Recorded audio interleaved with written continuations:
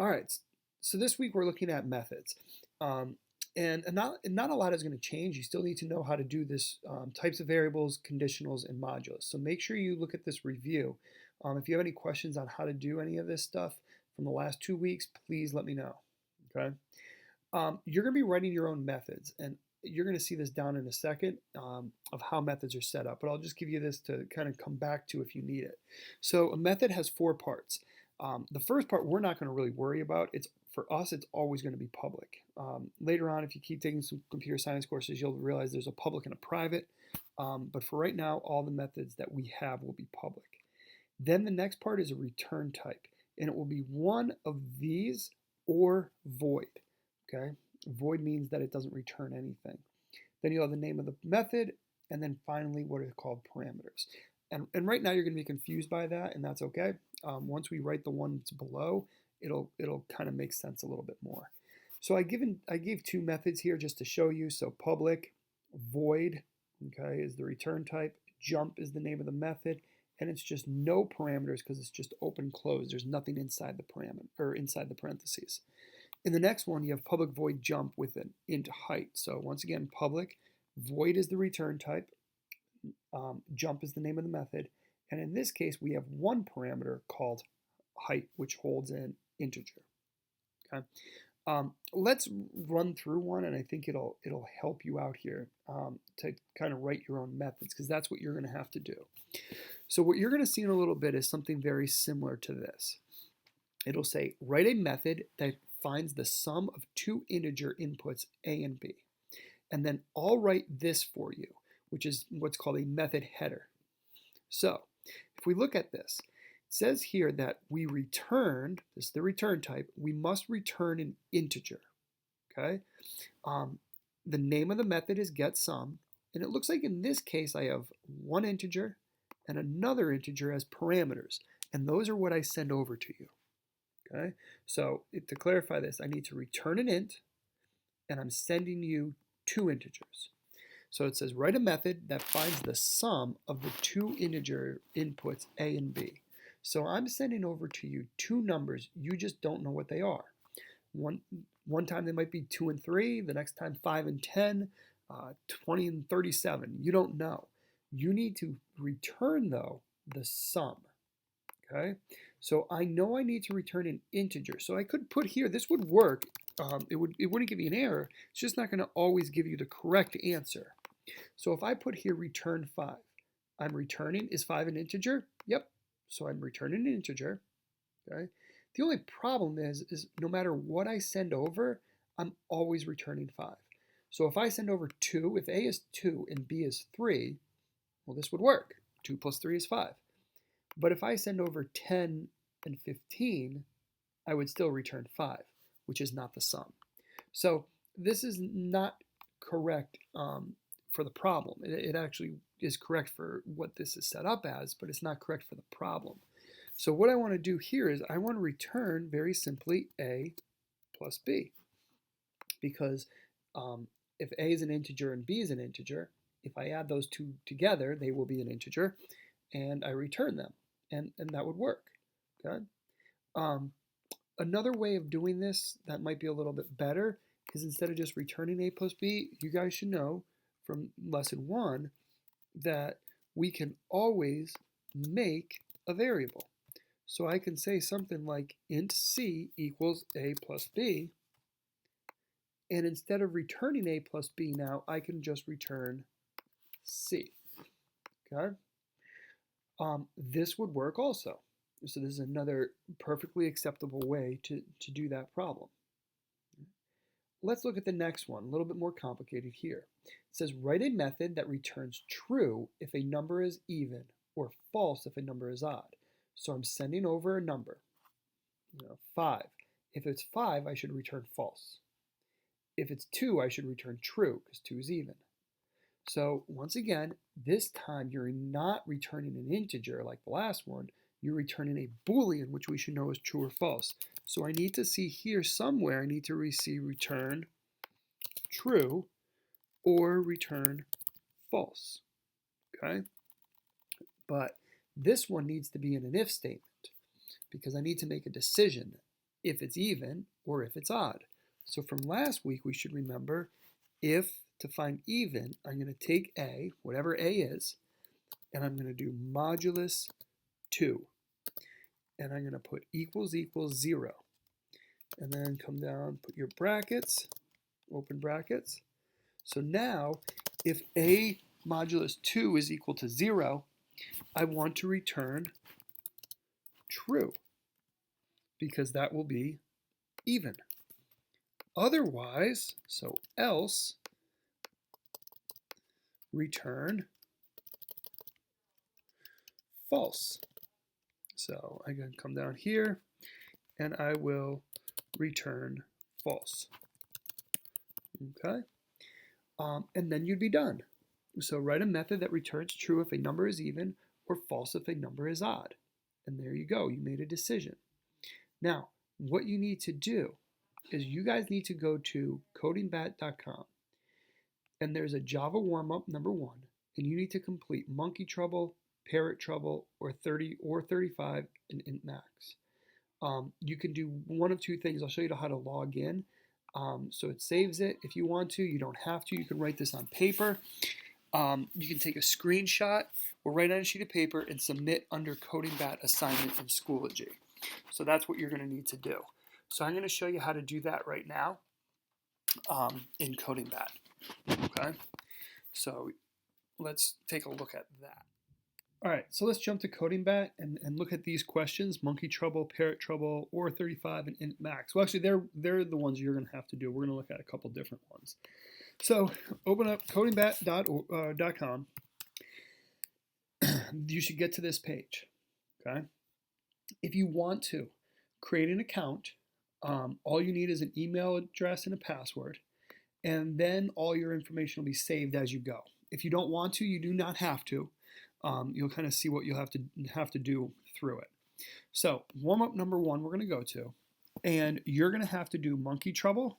These are the ones you have to do: monkey trouble, parrot trouble, or 35, and the last one was int max, which is int max. It's a little harder one down there. Okay.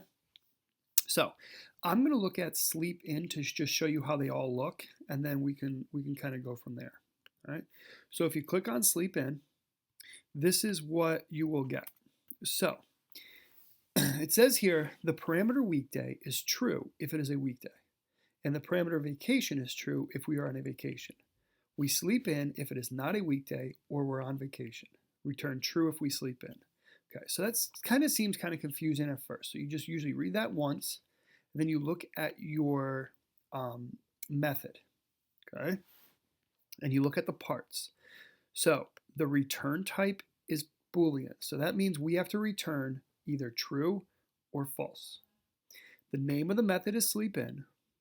We are given 2 parameters that we can use. We can use something called weekday, which is either true or false, and we can use vacation, which is either true or false. Okay. Now, if I just hit go right now, okay, it'll say missing return statement. Because what do we need to return? We need to return a Boolean. So let me just put in return true, just to put something. If I hit go, you see that I get a couple green, but I get 1 red.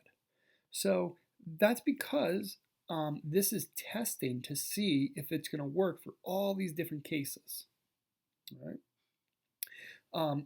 And we'll kind of keep going. If I put return false and I hit go, you'll see I get all red except for the other one. I get 1 green. My goal is to get all green. If you can get all green, that means it's 100% good and you're good to go. Now, one thing we're going to struggle on a little bit, and this is why it's not a bad idea maybe to do it on a sheet of paper, submit it to me and I can clarify some things and then send it back to you and try it, is because we're still working on our syntax. So if I forgot a semicolon there and hit go, it kind of helps you out. It says expected a semicolon on line 2. This is line 1. That's line 2. So be careful you're going to miss some stuff like double equal signs and some syntax that we're still not accustomed yet. So kind of just be careful on that. So what this is trying to do, this problem, is basically say here that we are allowed to sleep in if it's not a weekday or if we're on vacation. Okay? we can't sleep in if it's a weekday or we're not on vacation. So that is definitely a decision that's being made. So I'm going to come in here and I'm going to grab, remember, weekday is either true or false. So if weekday is equal to false,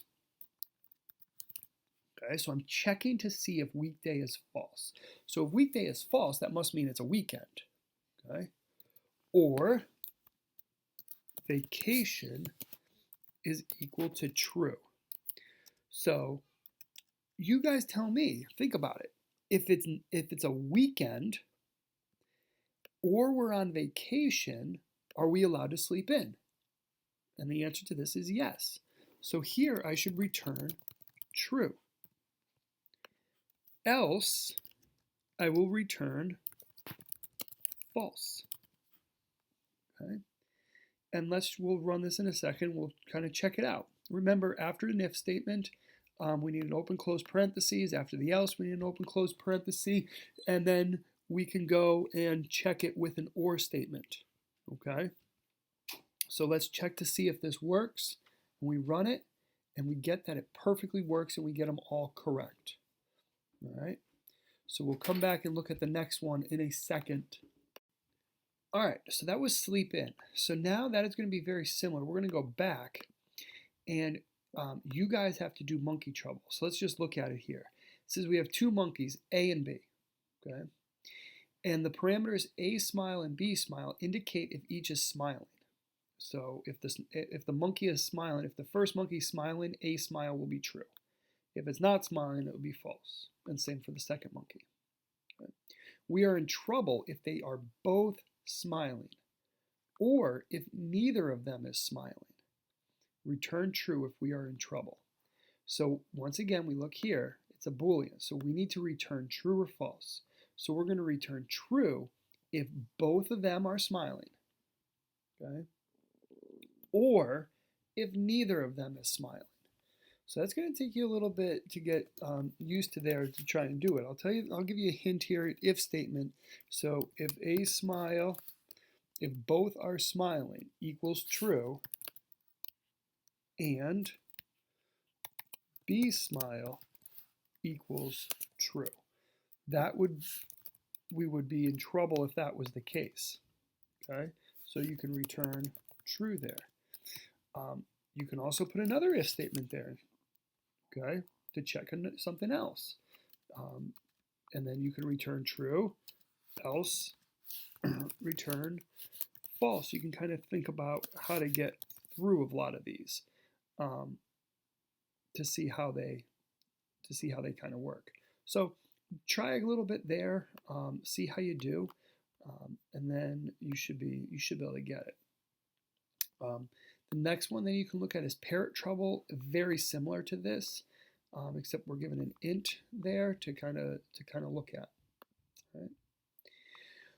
Let's look at this sum double. This is actually the one you guys did the other day that we can kind of do, and I recommend trying this one out.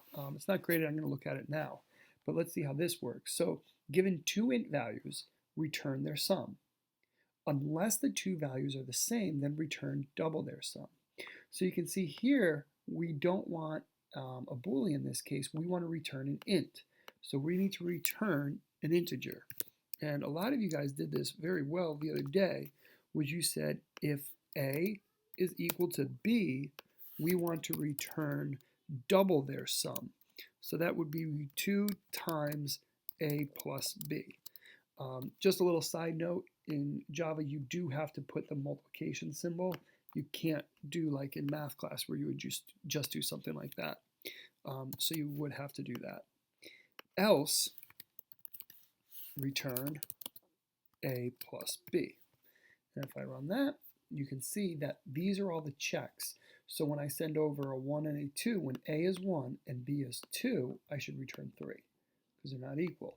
But in this case, when they're the same, I should return double their sum. So that's why it's expecting 8, and when it ran, it got 8. You can see here, if I just did something like this, return A plus B, and hit go, you would see I get a lot of them right, but any time that they were the same, I would get it wrong. It expected 12, but mine gave it 6. So that's what these checks are. These checks are to test to see if the method is actually doing what it's supposed to do. Okay. Your job is to do OR 35, so return true if the given non-negative number is a multiple of 3 or a multiple of 5. Hint, use the modulus operator. So we talked about modulus in the last week. So use the modulus operator to return true if it is a multiple of 3 or a multiple of 5. Otherwise, return false. So you can try that one. And then int max is a little bit more difficult. You're going to think about a couple OR statements here. Given 3 int values, a, b, and c, I want you to return the largest one. So in this case, just to give you a hint here, I want to return a if a is bigger than b and c. Okay? So if I run this, I'll get a couple right, but you notice I don't get them all right. I want to return b if b is bigger than a and c, and I want to return c if c is bigger than a and b. So kind of think of what I said there to kind of think about how you would do that. All right? And let me know if you have any questions on how to go through it. I can send out another video if it's a little bit confusing if you need me to. All right? Good luck. The final thing once you're done is how to submit it. So like I said, you can write these out and do it on paper and then submit it there. If you can take a screenshot of this, you can do that. You can always go up to File. You should be able to go up if you're in Chrome, File, Print. You should be able to print it as a PDF. So if you have a Mac, you can do this in Windows. It might be a little different. But there is a Save as PDF. And then I can save that as a PDF and send that to me. If you know how to take a screenshot, you can take a screenshot of your code. And then you can see that it will save here, and then I can submit that through Schoology. So whatever way you feel comfortable in sending that to me is fine. Okay.